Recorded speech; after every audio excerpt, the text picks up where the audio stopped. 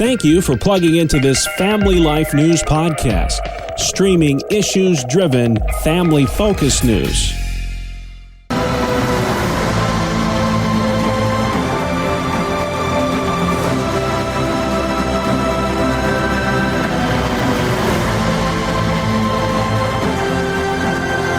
And welcome back to our first fall edition of Issues in Education. Mondays during the Noon Report, we tackle the issues impacting our public schooling families with the good Dr. Ralph Kerr at the Teaching and Learning Institute in beautiful Houghton, New York. Ralph, I don't want to spell the end of summer, but it's back to school and everybody wants to kill summer once school begins. I'll unofficially say happy fall, Ralph. Thank you, Bob. It's such a pleasure to be back with you, and hopefully we'll have some good information to share with your listeners as we go through the year. All right. So much happened since our last conversation. Here we are, another school year well underway, and already there's big concern out there that we may be returning to virtual learning. This whole phrase, Zoom school, may be back. How likely or unlikely, Ralph, as you look at the trajectory of this virus, how likely is that to happen? Well, first of all, I want to say again a big thank you to the teachers who worked so hard last year to teach Zoom school. Yeah. But the good news, I think, this year is that is highly unlikely that we're going to return to Zoom school. That would be my best guess at this point. All right, and USA Today just had a poll last week. I don't know if you saw, but 55% of parents said that their children lost big time when it comes to academics because of online learning. And I know everybody kind of wants to avoid that as much as they can. Los Angeles schools made headlines last week when they just announced that children 12 and up must get the COVID shot. And if by January they're not vaccinated, they will not be allowed on campus. There's fear that that could be coming to a school near you. How likely is that, Ralph? Well, I'm almost afraid to comment on that because things seem to be changing every single day, so I'll give you the latest.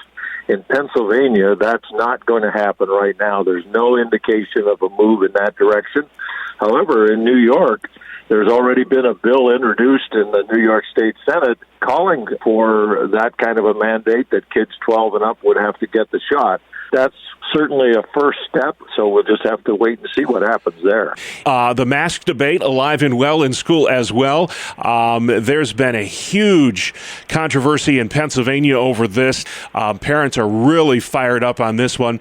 Everybody agrees that they're not the most convenient things to wear on your face and not real comfortable, especially after an 8-hour day. But is there any evidence that masks actually infringe on the learning process? Well, as I've looked at the research, one of the things that really stuck out to me was the fact that children rely a lot on facial expressions when they're communicating with people, and certainly that's one of the downsides of wearing a mask. The one good thing of this is, as you alluded to, that the parents have certainly gotten involved in the debate, and I hope that will bode well for parent involvement in the future. Yeah, we would be remiss, Ralph, if we didn't bring up the bus driver shortage and the consequences that has had in the young school year. We're hearing some districts in Rochester 1 to 2 hours late after school because of the shortage of bus drivers. Anything that's being done on that front to alleviate that problem? I know that's a huge issue for superintendents right now. Well, it really is a huge issue. In fact, you mentioned Rochester, and it was my understanding that the first day of school, they actually went back to Zoom school for just one day because they were short a huge number of drivers. They're certainly all districts are working hard to try to alleviate that problem. They're doing that by obviously heavily recruiting people to join the ranks of bus drivers. There's some major increases in pay and benefits that have never been there before for drivers. certainly I would encourage anybody that has an interest in driving a school bus to get in touch with your local district, because you'll find they'll be very welcoming of you. Yeah, I just saw that the other day of 1,500 bus drivers they need in Pennsylvania, and 8 in 10 schools in New York are dealing with this big time. So if you're looking for work, there's a job you can get right away. So there you go, with lots of benefits as far as human benefits as well, having an opportunity to interact with the children. Yeah, so more information on this topic and others, Ralph, folks can find you online. What's your website, sir? Just whyrun.org, whyrun.org.